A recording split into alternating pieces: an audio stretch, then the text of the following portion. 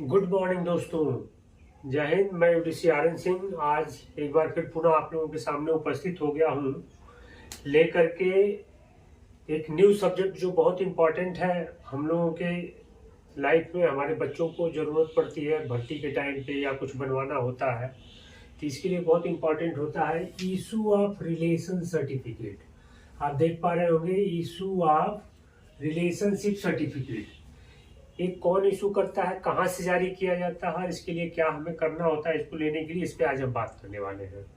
तो आगे बढ़ने से पहले मैं आप लोगों से बता दूं कि आप लोग अगर हमारे चैनल पर नए हो तो इसको जो है प्लीज़ लाइक शेयर और सब्सक्राइब कर लें ताकि जो है अगला वीडियो जो भी मैं बनाऊँ आप लोगों को सबसे पहले मिलेगा। और आप जो है हमेशा जब इसे पूरा देखेंगे तभी समझ में आएगा। अगर आपने आधा देख लिया और सोचा कि मुझे समझ में आया तो बात समझ में नहीं आएगी। तो आपसे अनुरोध है कि आप इसे पूरा देखें तभी आपको बातें समझ में आने वाली है। तो आते हैं, चलिए लीजिए मुद्दे पे। तो ये जो है इशू ऑफ रिलेशनशिप सर्टिफिकेट, ये हमें अपने बच्चों को, खास करके जिनके बच्चे बड़े हैं प्लस 18 ईयर्स प्लस, जिनको भर्ती उर्ती करानी होती है अपने बीआरओ में या अदर डिपार्टमेंट में, तो इसका मेन रोल बीआरओ के लिए है और अदर में भी करते हैं तो वहाँ भी लगता है कहीं कहीं। तो इसके बेनिफिट्स वगैरह मिलते हैं। अगर आप बीआरओ के एम्प्लॉई और बीआरओ में भर्ती के लिए भर रहे हैं तो 15% जो है अगर आप लगा हुआ है तो आपको कॉल लेटर इशू करने के लिए बहुत आसानी से छूट मिल जाती है। तो ये इशू कैसे होगा, ये देखिए एज पर नोट में मैंने यहाँ मेंशन किया है एज पर ROI चैप्टर 17, यानी बॉर्डर रोड का जो रिकॉर्ड ऑफिस इंस्ट्रक्शन है उसके चैप्टर 17 के पैरा 33 में क्लियर मेंशन है a large of number of application are being received from, मैंने 60 में लिखा है NOK, a large number of application are being received from NOK and dependents of children of deceased and pensioners asking relationship certificate for appointment and other purpose। भर्ती के लिए भी और other purpose यानी किसी और चीज के लिए भी, जैसे एडमिशन हो गया बच्चों का या कहीं स्कूल में प्रोड्यूस करना पड़ता है इसलिए। henceforth The following procedure will be followed। अगर आपको चाहिए तो इसमें कुछ इसके प्रोसीजर है जो मैंने स्टेप बाय स्टेप 4 प्रोसीजर है लिखा है, इस पे बात करेंगे। अगर आपको रिलेशनशिप सर्टिफिकेट चाहिए या किसी और पर्पज के लिए भी चाहिए तो उसमें कहाँ से जारी होगा, कैसे जारी होगा, इस पे बात करेंगे। तो मुद्दे पे आते हैं। पहला देखिए पॉइंट आता है कि relationship certificate, the relationship certificates for the purpose of appointment will be issued by, देखिए मैं यहाँ छोड़ रही हूँ, by GREF record. Appointment purpose के लिए केवल जो है ग्रिफ रिकॉर्ड इशू करेगा।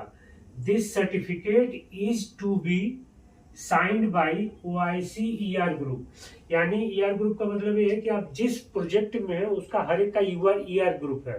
ग्रुप रिकॉर्ड में ER 1 2 3 4 5 6 करके ऐसे 6 ग्रुप है वहां पे।